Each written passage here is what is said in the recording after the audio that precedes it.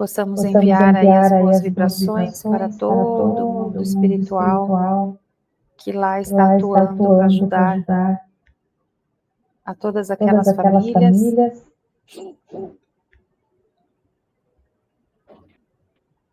que as equipes possam receber as nossas vibrações,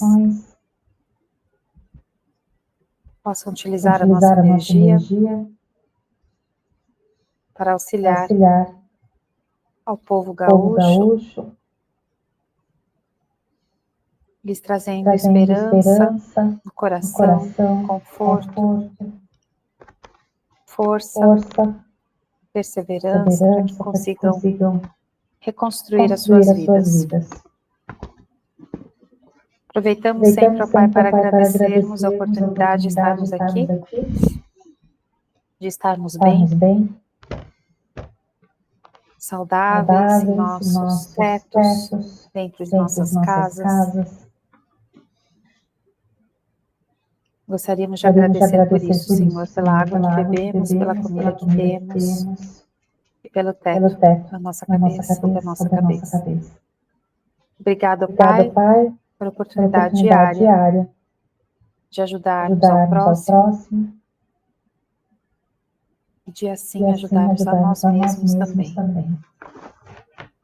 Pai nosso que estais no céu, santificado seja o vosso nome. Venha a nós o vosso reino, seja feita a tua vontade, assim na terra como no céu. O pão nosso de cada dia nos dai hoje, perdoai as nossas dívidas, assim como nós perdoamos aos nossos devedores. E não nos deixeis cair em tentação, mas livrai-nos, Senhor, de todos os males, que assim seja, salve Jesus, e graças a Deus. Graças a Deus. Bom, hoje a gente vai terminar aquela aula da semana passada. Lembra que eu falei que ficou faltando um dos educadores, né? Porque a gente, enfim, teve bastante conteúdo. Então a gente vai só finalizar aquela para depois entrar na aula de hoje.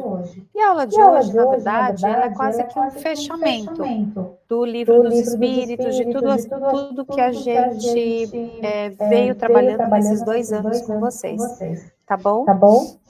Eu acho que era o 16, Wagner, não lembro mais, que eu passei para você.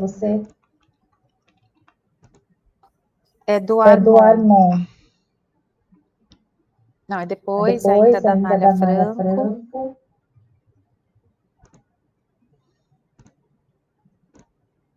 Pode passar.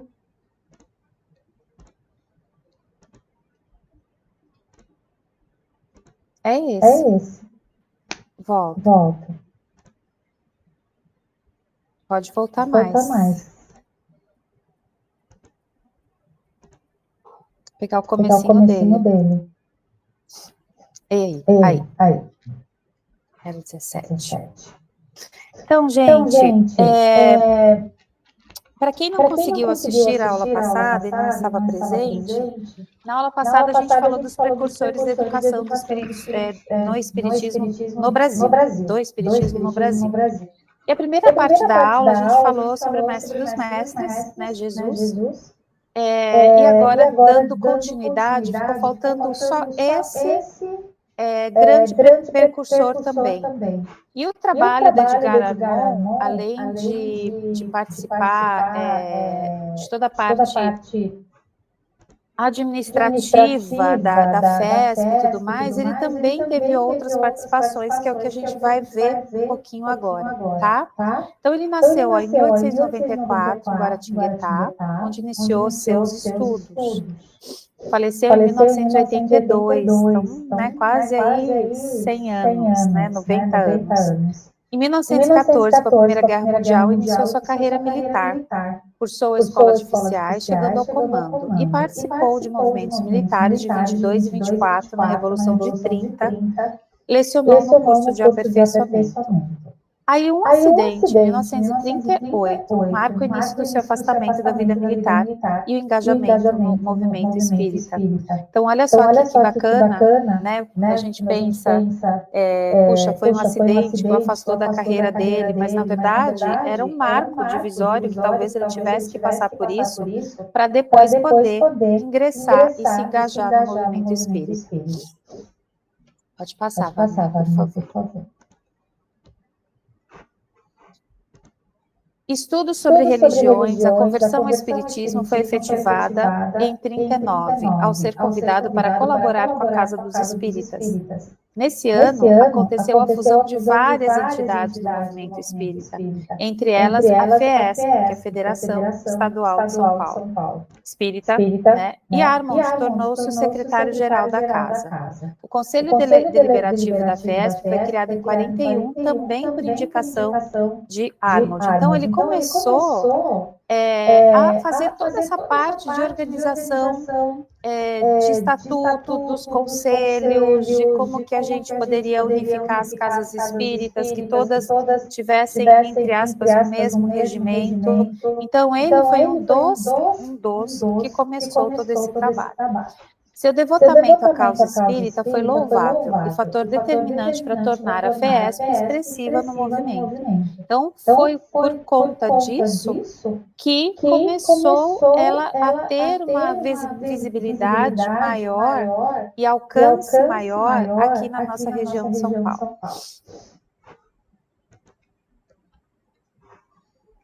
Em 1944, participou do lançamento do periódico Semeador, publicando 425 artigos de sua autoria até 1972. Olha lá, 425 artigos, se a gente for procurar, são feitos por ele, escritos por ele. Em 47, fundou a União Social Espírita, USE, e em 1950 criou as Escolas de Aprendizes do Evangelho. Então, o porquê, né, de que ele está nesse precursor da educação? Justamente por esse trabalho dessa escola, dos cursos que começaram a ser oferecidos nas casas espíritas. Entre as suas realizações mais importantes, destacamos as seguintes. Então, foi idealizador da USE, né? Com a intenção de criar intercâmbio de experiências entre as casas espíritas e padronizar as suas práticas religiosas. A fundação da Escola de Aprendiz do Evangelho, inspirado em Allan Kardec, que recomendava cursos de espiritismo no livro de Obras Póstumas. Foi pioneiro em sistematizar a educação espiritual no Brasil. A fundação da Aliança Espírita Evangélica no ano de 73, que nesse ano vai comemorar os seus 40 anos de atividade. E uma extensa produção de livros com destaque para os Zelados de Capela, um best-seller em 1949. Então,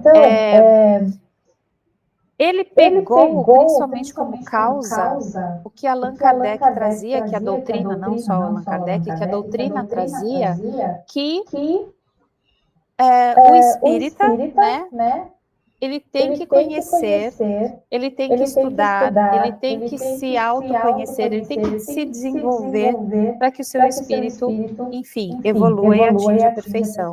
Então, ele foi um dos que levantou fortemente essa bandeira para implementar os cursos nas casas espíritas. Pode passar. Prestou incalculáveis serviços à federação, metódico, enérgico, trabalhador, inteligente e alto espírito de liderança, que garantiram a estabilidade da FEESP com o funcionamento de todos os setores. Mesmo afastado do trabalho diário, continuou colaborando com a FEESP e numa reunião em sua casa em 73 participou da fundação da Aliança Espírita Evangélica. Em 80, assessorou a formação do setor 3 da Fraternidade dos Discípulos de Jesus. Então, o tempo todo, ele atuando fortemente, mesmo já velhinho, continuou com a sua prática dentro da federação. Os alunos da FESP, após aprenderem a base da doutrina espírita, encontraram nos cursos fundados por Armond a possibilidade de aperfeiçoamento moral e meios de atuar entre os necessitados. Trabalho e reforma moral entusiasmaram milhares de pessoas. E Armond também criou a Escola de Educação Mediúnica, atendendo integralmente às recomendações de Allan Kardec em obras póstumas, segunda parte do ensino espírita. Então, aí resumindo, né, a sua missão foi a organização dessas casas espíritas e da federação, equipes espirituais do trabalho de fraternidade, comunicação de Ismael para a prática do espiritismo evangélico, que era o mentor, né, que o auxiliava, comunicação do espírito Razim para a apresentação de Jesus à humanidade e criação de um espiritismo de vivos. Ou seja, espiritismo de vivos quer dizer a gente trazer a doutrina para nós encarnados, né, para que não fique somente tudo no plano espiritual. Vou te passar, por favor. Se tudo terminasse na escola de aprendizes do Evangelho, haveria dispersão, insegurança, domínio personalista, influência individual, negligência, esmorecimento no esforço e nas convicções. Isso quer dizer o quê? Que ele pregava que o estudo tinha que ser uma constante na vida das pessoas. Não só você fazer a escola do aprendiz do Evangelho e terminar. E nós vemos, né, o quanto a doutrina traz isso. Então, vocês agora estão no curso. Eu já fiz todos, assim, até o Mediúnico 13, Aprendiz do Evangelho, todos os que a casa oferece, né, no sentido do que a casa oferece. Mas, mesmo assim, não quer dizer que a gente acabou. A gente tem que continuar a ficar lendo, a gente tem que continuar se aprofundando, a gente tem que voltar. Então, por exemplo, cada vez que eu dou aula para vocês, para o Básico 1, para o Básico 2, é uma oportunidade de eu rever os conhecimentos, de eu rever e trazer um novo olhar de acordo com aquele momento e maturidade pela qual eu estou passando. Então, isso é a mensagem que ele gostaria de deixar também, que a gente tem que continuar esses estudos para sempre, tá bom? Tem os estudos da base, né, para o próprio Evangelho, que é um livro infinito, né, e tem os livros que a gente, depois dos próprios cursos em geral, tem muitos outros livros que a gente pode explorar e conhecer, estudar, de outros autores e tudo, e é uma infinidade de livros bem legais e bem interessantes, assim, que a gente pode tirar dúvidas de coisas além do que da codificação que a gente vai estudar, né, estuda aqui, né. Sim, assistir as palestras, né, os vídeos que existem no YouTube. Então, todos esses canais, eles nos auxiliam nessa reflexão, nessa construção. Canal de podcast falando sobre o espiritismo também é bem legal.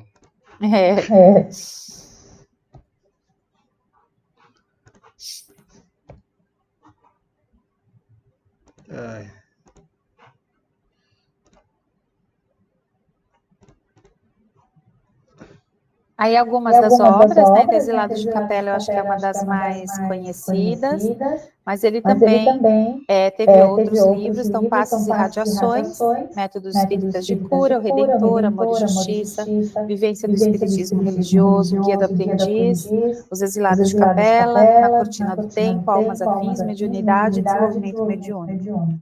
Então, esses são algumas das obras dele, tá?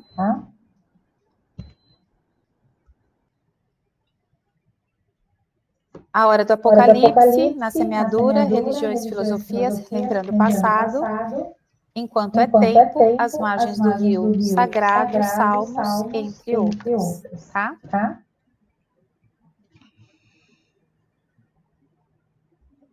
E aí a bibliografia. Então, só faltava agora que ele está escrito bibliografia. Depois a gente precisa pôr um Bzinho ali. A gente lê, relê, mas não adianta. Então, sobre educação, seria isso para a gente finalizar essa parte. É lógico que a gente sabe que existem muitos outros, mas feita uma seleção de alguns para passar para vocês terem um leque, né, de pessoas até que vocês gostariam de se aprofundar e tudo mais, tá bom? Então, agora a gente vai fazer a aula de hoje mesmo.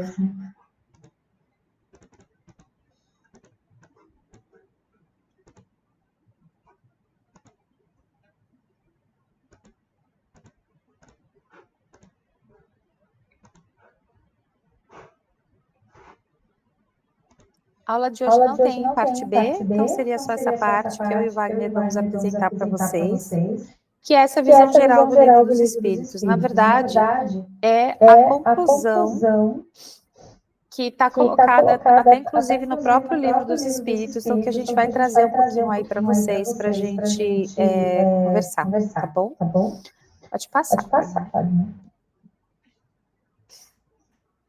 Trata a conclusão de O Livro dos Espíritos muito enfaticamente dos adversários do Espiritismo, iniciando com o apelo e a súplica a todos que se puderem considerar adversários de boa-fé, que se deem ao trabalho de estudar o que criticam, mesmo porque, em boa lógica, a crítica somente comporta algum valor quando quem a expõe e conhece o assunto.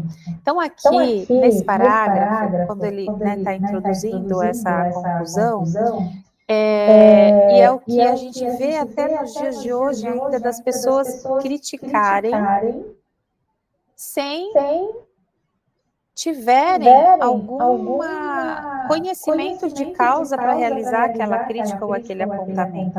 Então, hoje as pessoas elas têm uma tendência muito fácil desse julgamento. Então, o que ele fala? Se você quiser fazer uma crítica, ela só vai ter algum valor se você for conhecedor do assunto. Tipo, aí você será bem-vindo para a gente conversar sobre.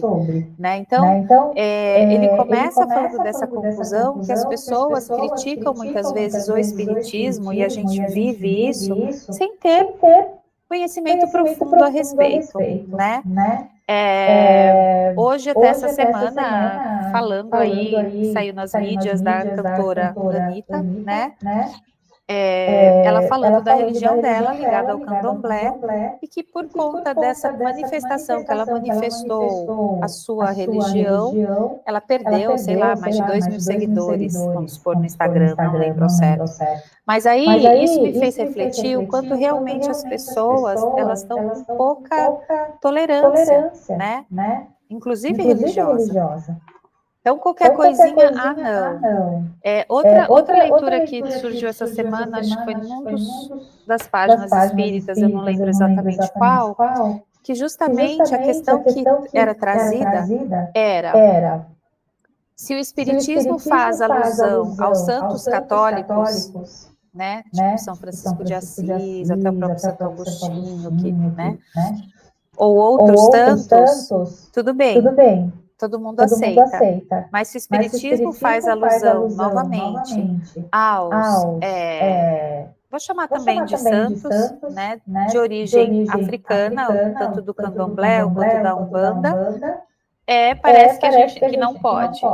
E aí a crítica que faz é que os espíritos, na verdade, eles não têm religião. Não existe religião quando a gente se está no plano espiritual. Os espíritos decidem a forma como eles querem se manifestar. Então, eles podem sim se manifestar como um preto velho, ou eles podem sim se manifestar da forma que eles decidirem. Então, para a gente também entender que isso não importa. Não importa. O que importa é realmente a intenção do bem, a benevolência que aquele espírito traz, que ele colabora para aquele trabalho, enfim, ou ajuda, não só na mesa mediúnica, mas também em outros trabalhos da casa. E aí ele continua aqui, na conclusão. Se o Espiritismo devesse crédito ao cérebro humano, como obra desse, então como se fosse uma obra humana, talvez fosse menos combatido e merecido as honras do exame daqueles que pretendem opinar-lhe respeito, por parte dos que o criticam. Então, se falasse que foi uma obra humana construída por toda a doutrina, ele falando toda a doutrina, o Livro dos Espíritos, talvez ele não fosse tão criticado. Mas, a partir do momento que falou que foi uma codificação e que a obra verdadeira é desse Espírito da Verdade, né? Aí sim começaram as críticas. Muitos dos adversários do espiritismo são exatamente os materialistas, já que é gritante o antagonismo entre ambos, o espiritismo e o materialismo. Os materialistas sequer aceitam assim serem chamados, visto que apontados pelas próprias consciências demonstram-se fracos, ao que lançam mão então da ciência, da razão e até mesmo da religião. Isso, eu não sei se vocês já também presenciaram pessoas que são materialistas, mas elas falam que elas não são. Não, eu não sou. Por quê? Porque o materialismo também hoje ele é visto de uma forma mais restrita no sentido de, por exemplo, consumista. Eu sou extremamente apegado aos bens materiais. E, na verdade, o materialismo, a essência do materialismo, se a gente for estudar lá atrás, ela não tem a ver com o consumismo. Ela só tem relação com a não crença em algo superior, a não crença da existência de um mundo espiritual. Então, essas pessoas que são materialistas. Sim. Almejam o maravilhoso e sobrenatural, que não aceitam como no que diz respeito aos milagres e às comunicações com o além, esquecendo-se que todos os autores sagrados comprovam esses fatos.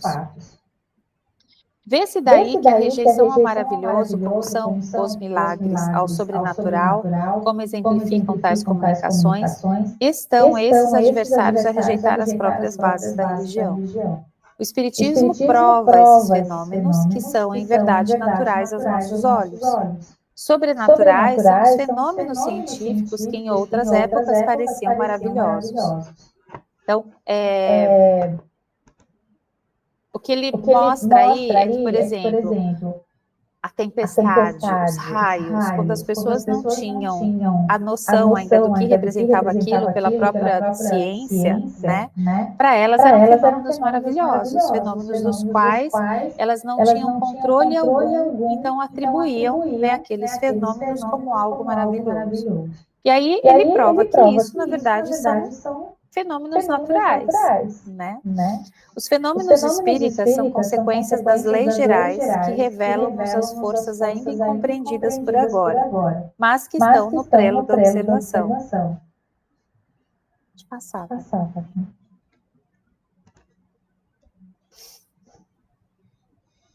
A incredulidade provoca o relaxamento dos laços familiares e a maioria das desordens que minam a sociedade. O espiritismo reaviva a fé no futuro, por crer na imortalidade do espírito, fazendo suportar com resignação as vicissitudes da vida. Assim consola e descortina o futuro. Podem os críticos fazer apologia da fraternidade do progresso, mas a primeira supõe o desinteresse e a própria abnegação que não condiz com o orgulho que barra essa fraternidade. O progresso deve advir da lei da justiça, amor e caridade, da qual advém todas as demais, a que está condicionada a felicidade humana. Em sendo essa lei melhor compreendida e praticada, os povos melhoram sua condição, como está para correr nesse terceiro milênio.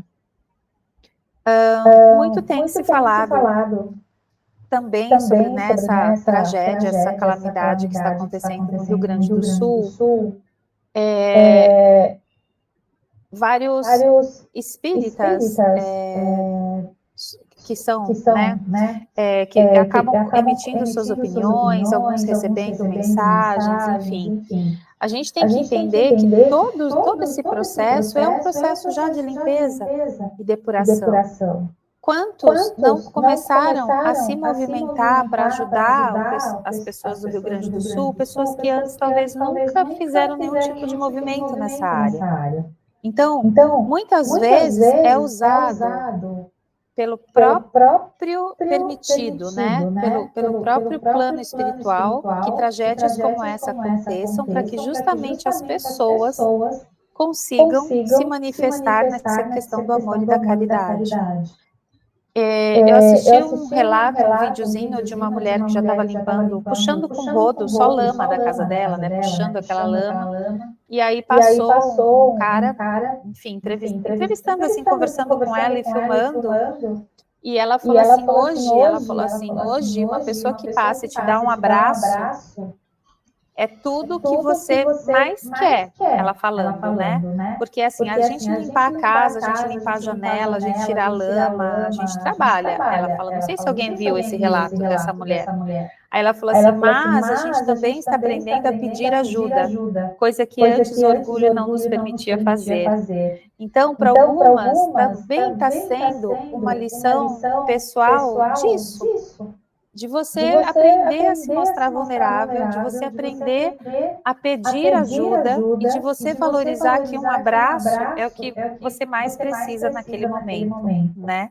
Então, eu acho que assim, são muitas lições que todos nós estamos tendo com esse episódio. Nós que estamos à distância, as pessoas que estão lá lidando diariamente com a questão da enchente, da perda. E aí falar, a gente tem que entender que são perdas materiais, mas a gente também tem que entender que não são só perdas materiais. Mesmo quem não perdeu nenhum familiar, mas muitas vezes perdeu o sonho, perdeu a dedicação de anos de trabalho para conseguir comprar aquela casa, perdeu as memórias afetivas das coisas que ganhou de uma avó, sabe? As fotografias, as cartas, as lembranças. Então, a gente tem que entender que coisas materiais nem sempre são só a matéria, mas são lembranças de uma vida, né, de uma construção de uma vida, e que aquilo foi tudo embora. Então, eles vão ter que, sim, reconstruir, vão ter que se reinventar. Então, tudo isso é só para ressaltar que, quando a gente lê nesse parágrafo, e sendo essa lei melhor compreendida e praticada, os povos melhoram a sua condição como está, para ocorrer nesse terceiro milênio, que é a época que nós estamos vivendo. A sociedade vai se destituindo de velhos preconceitos e faz o progresso ter por objetivo a busca e o aumento da felicidade. Na verdade, os que combatem o espiritismo estão a proclamar a sua força, porque possui fundamento lógico. Com ela, a humanidade entra na fase do progresso moral. As ideias espíritas se propagam com rapidez e satisfazem os que nela se aprofundam.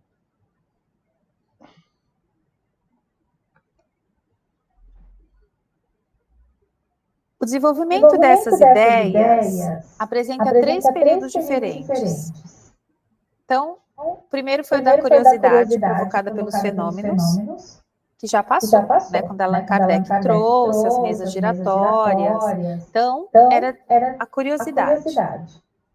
O do raciocínio e da filosofia já começou. Então, a questão da fé raciocinada, da lógica, da filosofia que o Espiritismo traz como embasamento, ele já está sendo fortalecido em todos nós.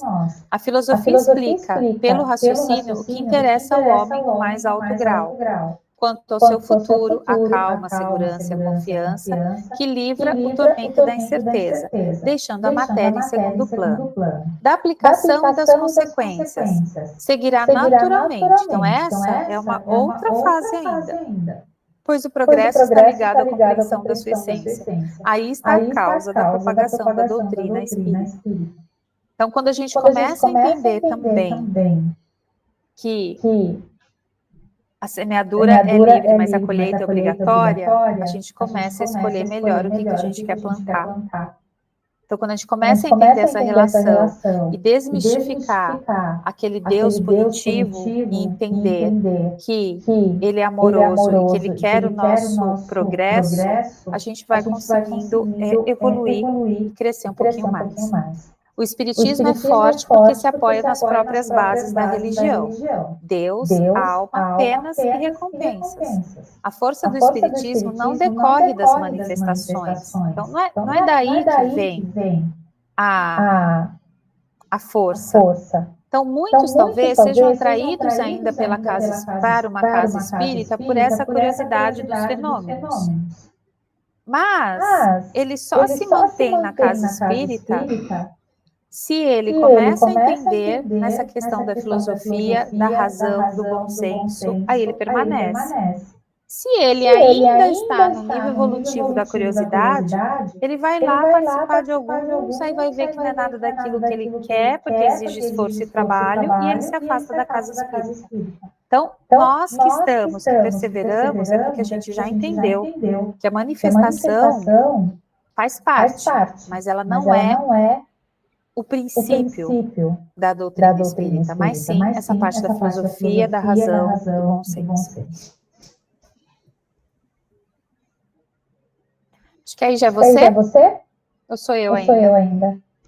Sou eu? Então tá.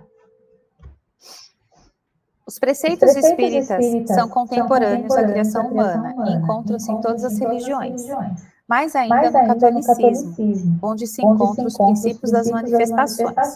Então, relações com os espíritos, os anjos guardiões, reencarnação, dupla vista, visões, aparições tangíveis. A moderna ciência espírita cancela a superstição e a ignorância, deixando somente o que é real. As ideias espíritas surgem concomitantemente com os abusos nascidos do orgulho e do egoísmo, e só terá por adversários os interessados na manutenção desse mal. Essas ideias já têm tornado os homens melhores, menos ávidos de interesses materiais e mais resignados ante os decretos de Deus. O Espiritismo, então, se apresenta sobre 3 aspectos: das manifestações, que é retomando aquele outro slide, princípios da filosofia e moral, e a aplicação desse princípio, que seria também a lei das causas e consequências e a aplicação das leis divinas ou naturais.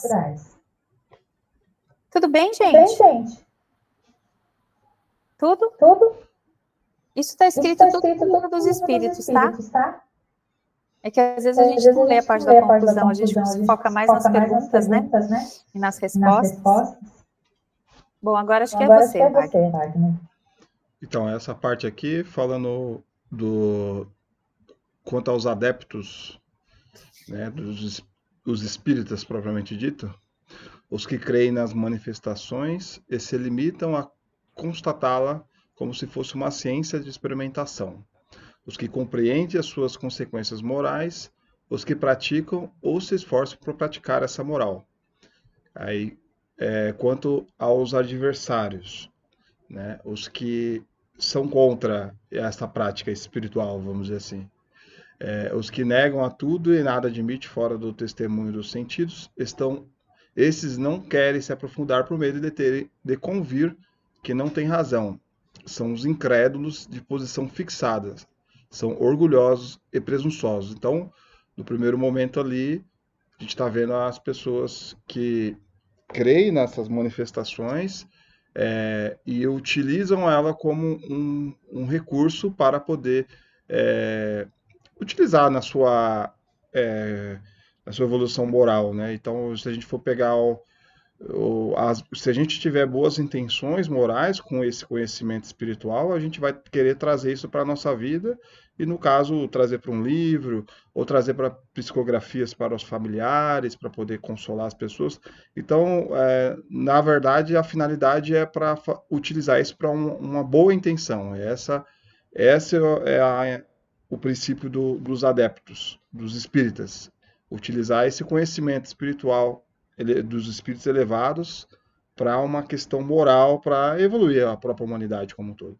E aí tem os que não, os incrédulos, né, que não acreditam, que se limitam, os materialistas, né, que se limitam a só manifestações materiais, e ele não consegue visualizar além do que um microscópio, né?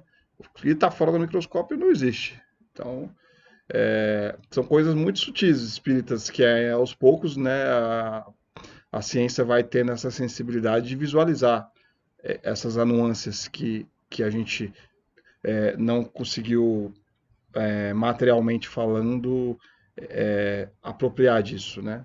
Então, por enquanto, elas são ideias, são pessoas, algumas despertadas ali e aqui, que aos poucos vai, né, de uma forma gradual, avançando e adentrando dentro da própria ciência, né, e dentro dos próprios materialistas, uma vez vai se desapegando, né?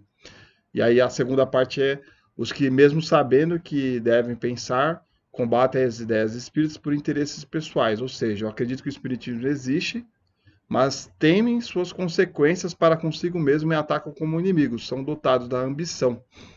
Então, o primeiro ali são orgulhosos e presunçosos, que só acreditam nessa materialidade, e esse segundo exemplo aqui são pessoas que realmente sabe que existe, mas ela acha que isso pode ser um inimigo para as intenções próprias dele e, e aí ele utiliza esse recurso dessa forma ambiciosa de querer se beneficiar, vamos dizer assim, né? E os que encontram na moral espírita uma censura demasiada severa para seus atos ou tendência, não rejeitando nem aprovando, mas fechando os olhos, são os egoístas. São aquelas pessoas que acreditam em tudo isso, que acredita que existe espírito, acredita que espírito precisa de ajuda, acredita em tudo isso, mas ela se omite ao trabalho que é chamado, né? Às vezes tem uma pessoa que é um médio, que tem manifestações espíritas, e é um chamado que está sendo para a missão dele como um espírita. O que ele vai usar essa mediunidade? Para ganhar dinheiro, né, com cartas, alguma coisa? Ou ele pode usar essa mediunidade para ajudar as pessoas de alguma forma, né? Ou ele pode se omitir em relação a essa manifestação, e a gente sabe que, né, quando a gente tem um planejamento encarnatório, se a gente foge dessa missão, a gente está fugindo da nossa missão, vem as consequências, né, de você não cuidar dessa sua missão, que é o que você planejou, né? Né, Josi? Pode falar. Estão me Estão me ouvindo? Que eu estou ouvindo? Que eu com um estou com problema um no meu problema no fone. meu fone. Então, Então, uma dúvida uma que eu tenho dúvida que eu aqui. tenho aqui. Quando você falou Você falou agora, agora, quando começa a dar começa a dar sinais sinais da da nossa nossa mediunidade estar mais mediunidade estar mais aflorada, a gente ter aflorada, a essa gente ter essa sensibilidade até sensibilidade de se até de se manifestar, manifestar, tudo é tudo por é conta por conta da missão da que a missão gente que a tem? gente tem? Sim, a mediunidade ela é que nem um trem, né? Ela vem e ele não para de uma vez. Ele vem, ele é meio que imparável. É uma missão que nós temos que e ele pode ser canalizado, né? Esse trem. Você pode vir e jogar ele para o bem ou jogar ele para o mal. Aí cabe você decidir para onde você quer usar esse recurso que Deus deu, esse dom da mediunidade. E aí que está a diferença, somente nela, mas ela está vindo. Às vezes um pintor ele tem o dom de pintar lindos quadros, mas ele pode usar isso de formas erradas ou boas, mas o dom está lá. Deus deu o instrumento para ele, ele tem que saber utilizar esse recurso com responsabilidade, né? Sim, É isso aí. porque com o Com o tempo, tempo, isso já isso vem já desde vem desde criança, né? criança, né? Mas com o Mas com o tempo tempo eu já já sentia, né, esse sentia, né, esse chamado já que chamado vai já que vai aumentando aumentando cada vez cada assim vez que assim que eu vou eu ficando vou mais ficando mais experiente na experiente na idade, né? idade, Parece né? que Parece que aumenta mais. aumenta mais.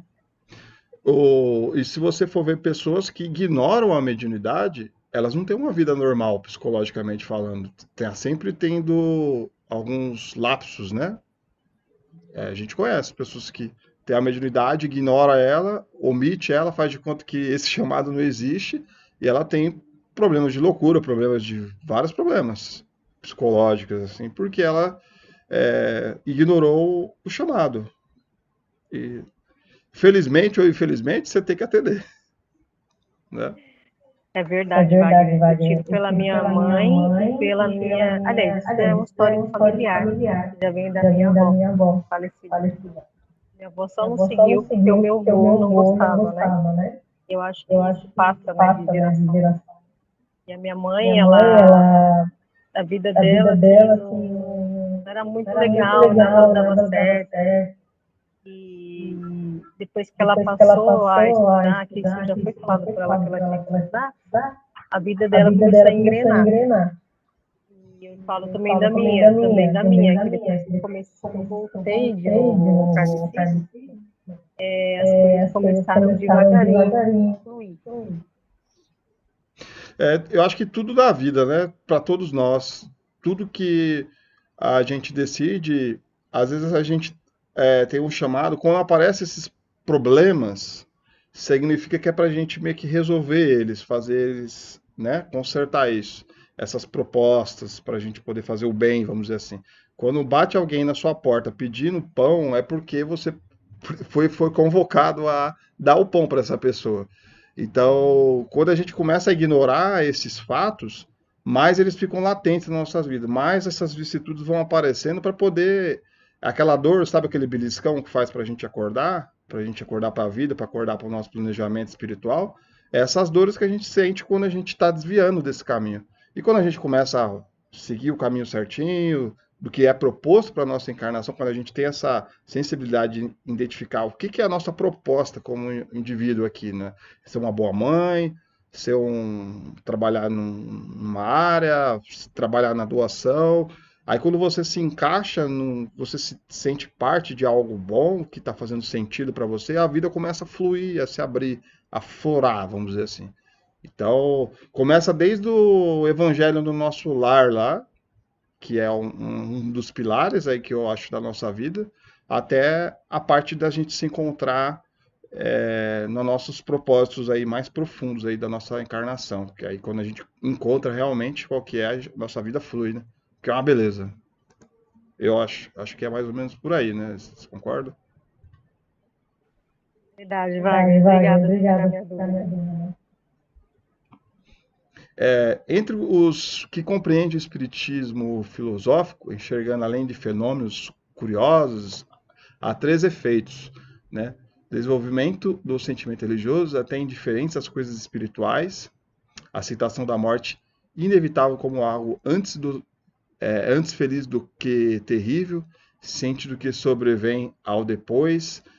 Aqui é mais uma visão, talvez não sejam espíritas, mas uns filósofos espiritualistas, talvez, que enxergam o espiritismo, que acreditam nessa questão aí da morte, que vem depois, né?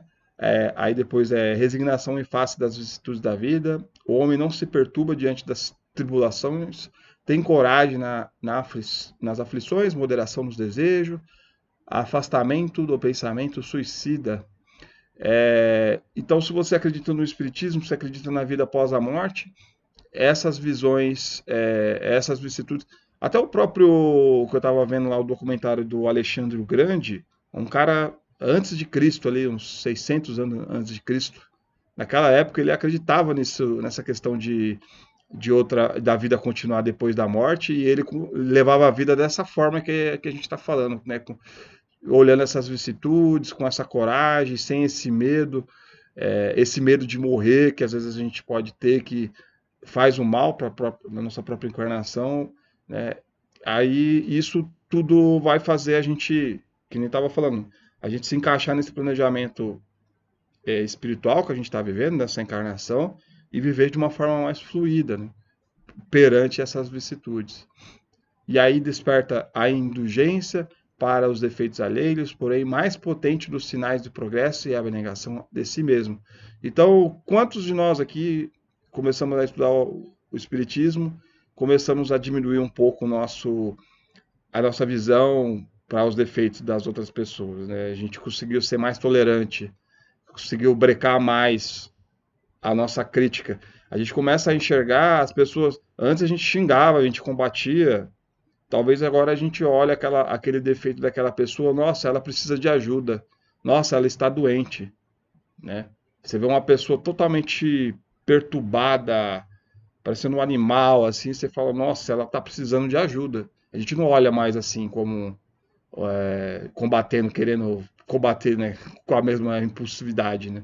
A gente tem menos, baixa mais a bola, né? Acho que todo mundo no geral vai baixando a bola com o tempo, né? O Espiritismo não insere a moral diversa de Jesus e, por consequência, ele também assim não fazia com a contida na lei de Deus revelada a Moisés. Não se pode negar a utilidade moral espírita denominada caridade universal. Então, o Espiritismo veio com Jesus, né, revelada por Moisés, Jesus veio complementar, o Espiritismo também veio complementar, conforme essas palavras vindo conforme a nosso adiantamento, né? E o último adiantamento aí foi do Espiritismo, dessa visão dessa caridade universal, sem que nem a gente está vendo lá no Rio Grande do Sul, né? O Rio Grande do Sul ele está recebendo a ajuda de qualquer pessoa do Brasil, do mundo. Ninguém olha, ninguém pode olhar para eles como alguém diferente. Todos eles merecem essa caridade, né, de modo geral das pessoas, né? E eles estão vendo também, quem recebe também vê, nossa, estou recebendo ajuda do povo do Sul, do povo do Sudeste, do povo do Nordeste, do povo do Nordeste, o povo, eu estou recebendo ajuda de todo mundo. Aí ele começa a olha como onde houver ódio que eu levo o amor, né? Se sendo praticado. Às vezes poderia você ter uma inimizade com uma cultura, com um tipo de pessoa, de repente você está precisando de ajuda e aquela pessoa que você odiava, ela está te ajudando agora. Olha que oportunidade de crescimento, né? Os espíritos vêm somente confirmá-la e mostrar sua utilidade prática, tornando inteligíveis as verdades que haviam sido ensinadas de forma alegórica. Portanto, não se deve usar do mesmo raciocínio do califa Omar sobre a biblioteca de Alexandria. É um item aí, conclusão ali do Livro dos Espíritos. O espiritismo matando o materialismo através dos fatos comprovados das comunicações com o além, fazendo compreender a vida futura, iniciando os homens nos princípios das penas e dos gozos que esperam segundo seus méritos, faz a humanidade se curvar diante da evidência e mostra os inevitáveis efeitos do mal e, consequentemente, a necessidade do bem. Então, ficou muito mais claro para a gente essa questão do inferno, do céu, dos pecados, do proibido, do não proibido, o que é errado, o que é certo. Estava muito nebuloso essa visão católica que eu particularmente tinha. Hoje a gente tem essa visão clara com o Espiritismo, consegue visualizar exatamente onde é a falha, né? Que nós mesmos plantamos e como a gente pode plantar o bem, né? Como a gente, o que não, e que o inferno não existe, e que existe a nossa condição mental. A gente está onde a nossa mentalidade está. Se você está pensando em coisas ruins, você vai estar num lugar com coisas ruins. Se está pensando em coisas boas, você vai estar num lugar com coisas boas. Então, na verdade, esse inferno e esse céu está na nossa mente, que a gente mesmo cria, né? Os espíritos ensinam a não nos inquietarmos com os adversários, as divergências de opiniões, os contraditórios, pois que já fez unanimidade sobre a maioria das questões. De novo, aquela questão da gente conseguir fazer, ver os nossos inimigos como inimigos no sentido, uma pessoa que você não gosta, você consegue entender de uma maneira mais madura, sem querer aquele combate de frente, de você querer revidar. A gente já está revidando menos. Eu acredito. Devemos saber distinguir o espiritismo pela linguagem, pelo conjunto do que dizem, pelo encadeamento lógico das ideias. E se nada denunciar a ignorância, orgulho ou malevolência, esse poderá ser a sua superioridade.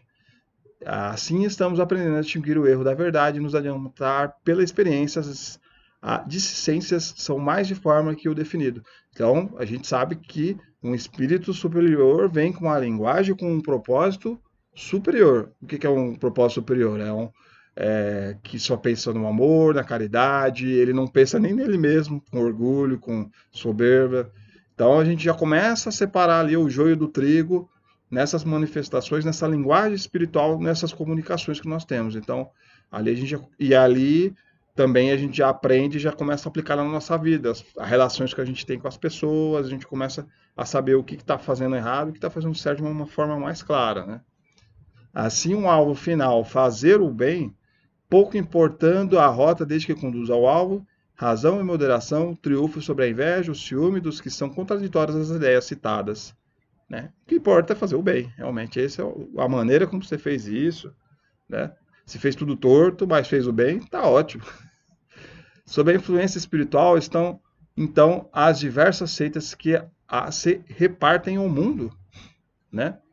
Diz Santo Agostinho que basta verificar suas obras e seus princípios, pois os bons espíritos não instigam o mal, não aconselham a violência, não excitam o ódio, a sede de riquezas, e poderem muito bem os bens terrenos, né? Então, tá bem claro aí, que nem a gente já falou, os espíritos superiores é distinguidos também por essa questão material. Ele não está nem aí pela riqueza, ele não quer dinheiro, ele não quer que você faça transferência, alguma coisa assim. Ele não tem nem religião, que nem a Carla falou, né? Esses santos todos aí são espíritos. Antes de tudo, eles são espíritos, são pessoas. E lá não tem religião católica nem nada lá no céu, né? Vamos dizer assim. Lá é outra coisa. Lá são hierarquias de espíritos superiores e menos superiores. Somente os bons para com todos são preferidos de Jesus por seguirem a rota indicada para levar ao Pai.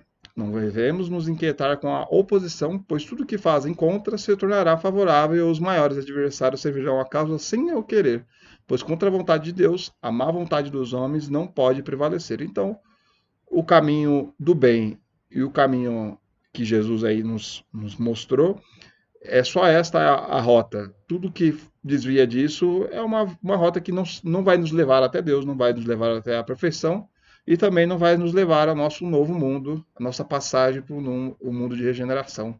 Que a gente precisa seguir o caminho do bem e aí fazer a lição de casa para a gente para esse mundo. Se nesse mundo a gente já tem Wi-Fi, imagine no mundo de regeneração como deve ser melhor, né?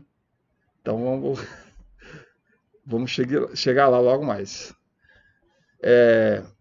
No outro mundo a gente vai voar, não vai ter trânsito. Olha só, deve ter tanta coisa, não vai ter doença. Só benefícios, hein? Na introdução com Jesus e por Jesus, né? Na introdução de O Livro dos Espíritos, escolhemos Allan Kardec esta afirmação expressiva. As comunicações entre o mundo espiritual e o mundo corpóreo estão na ordem natural das coisas, não constitui fato sobrenatural, tanto que de tais comunicações se acham vertidos entre todos os povos em todas as épocas. Hoje se generalizaram e tornaram patentes a todos. Então não é exclusivo do espiritismo, as manifestações espirituais. Não é mais a situação sobrenatural, ela é convivida entre nós desde sempre. Só agora que a gente está entendendo que sempre existiu, na verdade, né? E falam, né, por exemplo, a Osha, a bênção do padre, de outra pessoa, de outra religião, é a mesma coisa do passe. É outra forma física ali, mas espiritualmente é a manifestação espiritual, da mesma forma. No item 8, nas páginas de conclusão do mesmo livro, o codificador assevera com segurança: Jesus veio mostrar aos homens o caminho do verdadeiro bem, porque tendo enviado para fazer lembrar sua lei que estava esquecida, não havia Deus de enviar hoje os Espíritos, a fim de as lembrarem novamente aos homens, e com maior precisão, quando eles ouvidam tudo, para tudo sacrificar o orgulho e a cobiça. Então Jesus mostrou o caminho do bem, e Deus veio mandar também essa falange de espíritos para poder escrever essas codificações, trazer mais informações aí de uma forma mais atualizada sobre esse amor ao próximo, que é a principal fonte aí do nosso aprendizado, né? E sabemos que de permeio, o grande livro que lançou os fundamentos do Espiritismo trata, dentre valiosos assuntos, das leis de adoração, trabalho, sociedade, progresso, igualdade, liberdade, justiça, amor, caridade e perfeição moral, bem como das esperanças e das consolações. Reportando as tais referências para recordar o fenômeno espírita sempre esteve presente no mundo em todos os lances evolutivos da humanidade, e que Allan Kardec, que não podia ela ausentar-se, tendo até acentuado que o espiritismo é forte porque assenta sobre os fundamentos mesmos da religião, Deus, a alma, as penas e as recompensas futuras. Aceitamos perfeitamente as bases científicas e filosóficas em que repousa a doutrina espírita, as quais nos ensejam a adquirir a fé raciocinada capaz de encarar a razão face a face. Contudo, sobre semelhantes alicerces, vemos-la ainda e sempre em sua condição de cristianismo restaurado, aperfeiçoando almas e renovando a vida da terra para a vitória do infinito bem, sob o êgido do Cristo, nosso divino Mestre e Senhor. Então, de novo aqui falando sobre as intenções do Espiritismo e que ela sempre esteve presente e que essa fé raciocinada também é um dos nossos pilares para poder de forma individual, fazer sentido tudo isso que a gente está aprendendo. Cada um tem a sua verdade, tem a sua forma de entender, tem a sua forma de crer, tem a sua forma de aprender e de se manifestar, a praticar o que aprendeu. É tudo individual, né? Até mesmo uma pessoa mais próxima ali, o nosso filho, o nosso irmão, o nosso pai, eles Não é a gente não pode mudar as pessoas. Cada uma entende o espiritismo de uma forma e aplica de uma forma, e cada um está num estágio evolutivo, e a gente tem que saber conviver com isso e também olhar mais para a gente, né? O que a gente pode melhorar e tal, com todas essas informações, né? O apóstolo da codificação não desconhecia o elevado mandato relativamente aos princípios que compilava, e por isso mesmo, desde a primeira hora, preocupou-se com impositivos morais de qual que a nova revelação se reveste, tendo salientado que as consequências do espiritismo se resumem em melhorar o homem e, por conseguinte, torná-lo menos infeliz pela prática do mais pura moral evangélica. Sabemos que retorta não sublime o caráter, que é discussão filosófica nada tem a ver com a caridade e justiça. Com todo o nosso respeito, pois pela filosofia que indaga, pela ciência que esclarece, reconheceremos sempre no Espiritismo o Evangelho do Senhor de vivido e atuante, para instalar com Jesus a religião cósmica do amor universal e da divina sabedoria sobre a terra. Aí, espíritos desencarnados, aos milhões em todos os graus de inteligência, exameiam o mundo requisitando tanto quanto os encarnados o concurso da educação. Por isso não podemos acompanhar os que fazem da nossa redentora doutrina mera tribuna discutidora ou simples caçada à demonstração de sobrevivência, apenas para a realização de torneios literários ou para longos cavacos de gabinete e anedotas de salão, sem qualquer consequência espiritual para o caminho que lhe é próprio. Ou seja, tudo isso aqui tem um propósito, um fundamento, uma base, não é brincadeira, não é uma forma, não é interatividade, não é entretenimento, é propósito, né? Fundamentado. Estudemos assim as lições do Divino Mestre e aprendendo na prática de cada dia. A morte a todos nos reunirá para a compreensão da verdadeira vida. E sabendo que a justiça definirá segundo as nossas obras, abraçaremos a codificação kardeciana, prosseguindo para a frente com Jesus e por Jesus. Aqui é João Emmanuel, Pedro Leopoldo, de fevereiro de 1956. E acho que essa é a mensagem final aqui do Emmanuel, falando sobre o Kardec, tanto que o próprio Emmanuel fala que, né, se ficar na dúvida entre o Kardec e ele, fique com o Kardec, porque o Kardec é a codificação base para tudo, né? Se a gente tiver alguma dúvida do espiritismo em geral, né? Bastante extensa aí a aula aí. Pouca figurinha, mas é um texto mais conceitualizado assim, né? A aula de hoje. A carta é a carta mesmo. É o texto que está no livro, né? Na atualização. É isso aí. Pessoal, a aula, como eu falei, né? Vocês estão terminando o básico 2. Ano que vem não. Semestre que vem começam aí o mediúnico, que aí vocês vão se aprofundar. Vocês vão ter outro tipo de autoconhecimento, que eu falo que no básico 1 e básico 2, vocês têm um conhecimento geral sobre a doutrina espírita, sobre o evangelho, toda a literatura espiritual, que vai dar base do funcionamento. No mediúnico, vocês vão começar a se aprimorar, como se fosse uma lapidação de tudo isso que vocês foram aprendendo e se conhecer. Qual é a sua habilidade, qual vai ser a sua tendência. Isso não necessariamente é como o Wagner falou. O trabalho, se você tem a mediunidade, ele vai vir naturalmente. Então não adianta fugir. A gente pode protelar, mas vai chegar uma hora que vai ter que assumir. Mas, por outro lado, pode ser que a sua habilidade seja outra, né?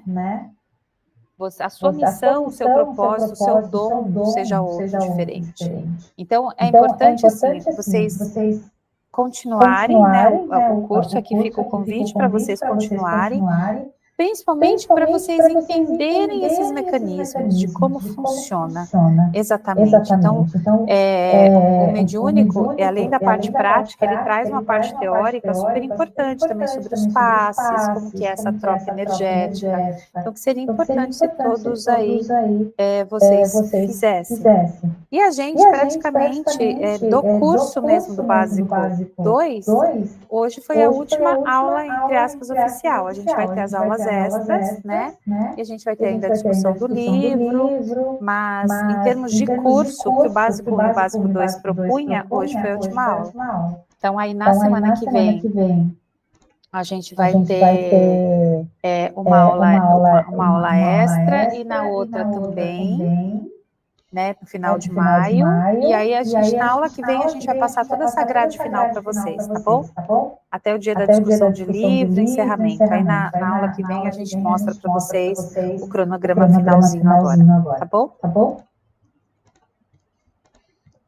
Estão todos de parabéns, que aguentaram 2 anos, eu e Wagner falando aqui na frente. Só disso vocês já vão para o céu. Já vão para o céu, né? De não terem desistido, mesmo online, que eu sei que às vezes é difícil, né? É tudo mais complicado. Mas é isso, gente. Alguma pergunta que vocês gostariam de fazer? Algum comentário? Falar alguma coisa? Sobre o curso mesmo, em geral. Pode falar, Lu. Eu tenho uma dúvida, uma pergunta, na verdade, mas acho que vai ser um pouquinho da aula de hoje, tá? Diz assim, ontem eu assisti o filme do Predestinado lá, que conta a história do Dr. Fritz. O que foi que me deixou um pouco mais, assim, curiosa, eu diria? Que aí, no caso, é pelo timing, né, o tempo ali. Então, tudo ocorreu, tipo, o Chico, naquela época, década de 50, 60, né, o do Arigó também, você vê que naquela época também que aconteceu. Então, vários fenômenos, assim, mais fortes do espiritismo aconteceram nessa época. Por que hoje, em tese, que a gente tem mais tecnologia, tem mais conhecimento, tem mais fontes de poder ir atrás, de pesquisar, pode ser até uma impressão minha, as coisas parecem que não aparecem tanto como deveria. Foi até uma coisa que eu perguntei pro meu marido ontem, né? Eu falei, Thiago, mas as cirurgias mediúnicas não acontecem mais, né? Porque tá nítido que ele curava, que ele tinha ali aquele dom, que né, ele era realmente predestinado, como falam no filme, né? Hoje não tem mais essas figuras, porque a gente não escuta falar mais essas coisas, né? Pelo menos eu não escuto, posso estar errada, mas... Então, assim, eu fiquei pensando nisso, sabe? Tem grandes hospitais espirituais ainda, mas talvez, Luciana, não do jeito como o filme, né, e mesmo o Chico, como eles trouxeram naquela época. Se formavam filas, que vinham gente de outros lugares, caravanas, né? Hoje, eu acho que assim, que está um pouco mais diluído. Hoje talvez existam mais centros que realizam de uma forma, lógico, talvez menor, mas que realizam esse trabalho de cura espiritual. O último recente, infelizmente, falhou na sua missão, que foi o João de Deus, que ele também tinha todo esse trabalho, a cidade de Analândia, não é? Não, como chamava a cidade? Esqueci. Não é. Aná não é Anápolis. Não. Mas, enfim, o nome da cidadezinha lá, porque Anápolis é uma cidade grande. E essa cidade, inclusive, ela se formou por causa dele. Quer dizer, começaram a construir pousadas para as pessoas ficarem, começou a ter que ter restaurante, porque muitas pessoas iam para fazer esse tratamento espiritual lá. Abadiânia. Então, ele... Oi? Abadiânia. Abadiânia. Isso, eu lembrava que começava com A. E que, assim, infelizmente ele acabou falhando, mas ele é um mais recente, que é pouco tempo atrás. E eu lembro que uma amiga minha, antes disso tudo acontecer, ela ia para lá uma vez por mês. Ela tinha um problema de endometriose gravíssimo, assim, de perder muito sangue, de ser internada, e ela queria engravidar, e ela não conseguia por causa disso, né? E ela foi fazendo o tratamento, então uma vez a cada 4 meses, 5 meses, ela tinha que ir para lá, aí depois ela fazia todo o resguardo espiritual em São Paulo, né, o acompanhamento, e ela conseguiu engravidar, e ela se curou dessa endometriose, né, e conseguiu engravidar. Então, assim, a gente viu que houveram muitos relatos reais de cura das pessoas. Mas infelizmente, né, ele também é um espírito imperfeito, como todos nós, e ele acabou falhando. E é uma pena, porque inclusive tinham médiuns de muita qualidade lá, não só ele. Toda a equipe lá era muito boa. E aí, por conta do líder, esse trabalho ele não floresceu. Eu sei que existe outro em Florianópolis, um hospital muito grande, espiritual, mas eu não lembro dele estar associado ao nome de alguém, entendeu? Tipo predestinado, né? O Arigó, ou o João de Deus, que eu acho até que talvez seja uma tendência, e agora é meu pensamento, minha reflexão, é de justamente para a gente não cultuar, né? Talvez isso esteja mais disseminado para que a gente não cultue essas pessoas, transformando nelas todo o poder da cura, quando Jesus fala que a cura está na gente mesmo. Né? A gente tem o poder da cura. Então, talvez seja um novo nível de proposta. Descentralização, né? Descentralização.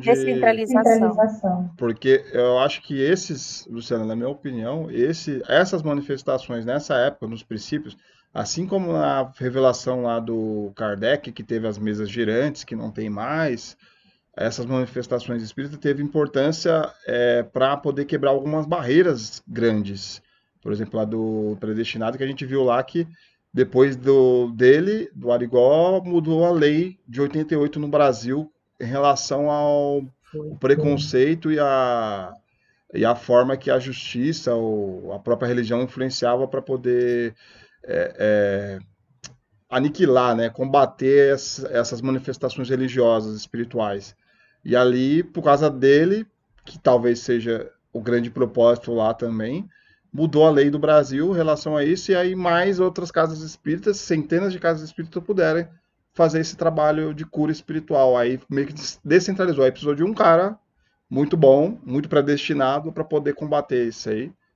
E abrir as portas, né? Abrir os caminhos. Assim como o Chico, ele foi a referência no Brasil, também foi um dos grandes propulsores, que a gente estava estudando a aula dos propulsores lá do Espiritismo, cada um deles com uma função diferente, foram combatendo esses bloqueios que hoje tem lá o cristão fazendo seus trabalhos espirituais, mediúnicos, passes, tratamentos. Não é um tratamento espiritual, tem um TMO lá, e não precisa ter um Arigó, não precisa ter um Chico Xavier lá para poder os trabalhos funcionarem e as pessoas se curarem, ter acesso à palavra, ter acesso à palestra, a aulas online. Então, o cristão, pequenininho, aqui na fazendinha, fazendo esse trabalho. E aí, mais outras centenas de outras casas. Aí não precisa ter uma pessoa chave, assim, um grande ídolo. Lá tem a Salete, mas tem todos os outros trabalhadores também, né? Não, eu acho que é exatamente isso, Luciana. Para a gente, talvez, aprender a desapegar de cultuar gurus, os falsos profetas. Não que eles tenham sido falsos, não estou falando que o Chico foi um falso profeta. Não, sim. Mas é o que a gente atribui a essas pessoas, né? Então, a gente tem que tomar muito cuidado nisso, e talvez é a evolução. Então, agora a gente precisa de outra forma. E a espiritualidade sabe tudo que a humanidade precisa. Então, ela vai trazendo o que a gente precisa. Eu acho que é por esse motivo. Ótimo. Obrigada. Pode ser que volte. Não sei, não sabemos quais são os planos espirituais, os planos de Deus. Pode ser que volte, que encarnem novos missionários, vamos chamá-los assim, né? Para trazer o exemplo e dar o nosso famoso upgrade aqui, que a gente já está estacionado há um tempinho nesse enrolo. É que eu, particularmente, gostei muito do filme, sabe? Eu achei impressionante, eu achei a história muito bonita. Foi, poxa vida, por que forma, assim, não vem tanto hoje, né?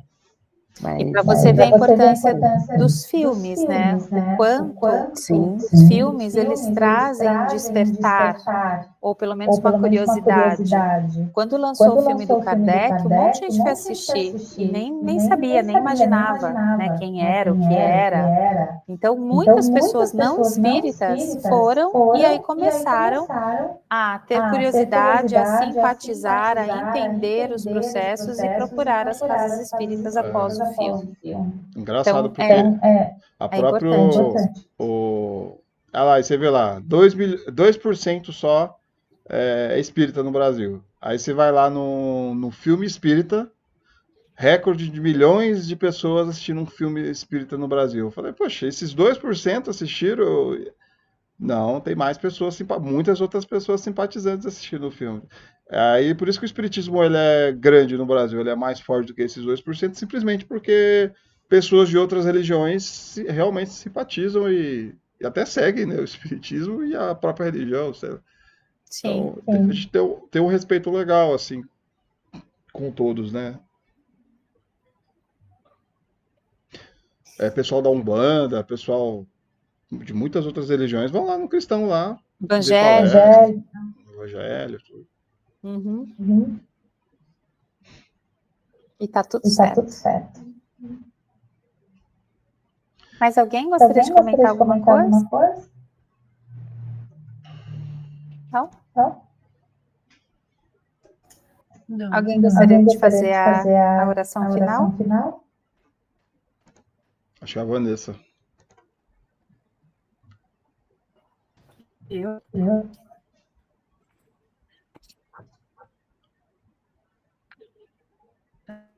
Então, bora lá. Deixa eu abrir a câmera.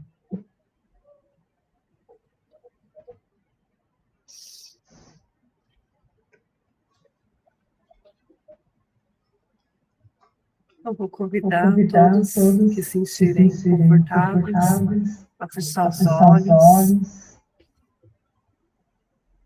e meditar sobre esse momento, sobre essa aula, sobre esse ensinamento, todos esses ensinamentos que recebemos, que possamos agradecer a Deus pela disponibilidade da Carla e do Wagner, pela aula de hoje, e que possamos levar um pouco do que aprendemos para a nossa vida, para a nossa casa, para o nosso para cada lugar que convivemos, que possamos levar os ensinamentos que temos aqui hoje. Possamos também, mais uma vez, lembrar de todos aqueles que estão lá no Sul, passando por tantas dificuldades.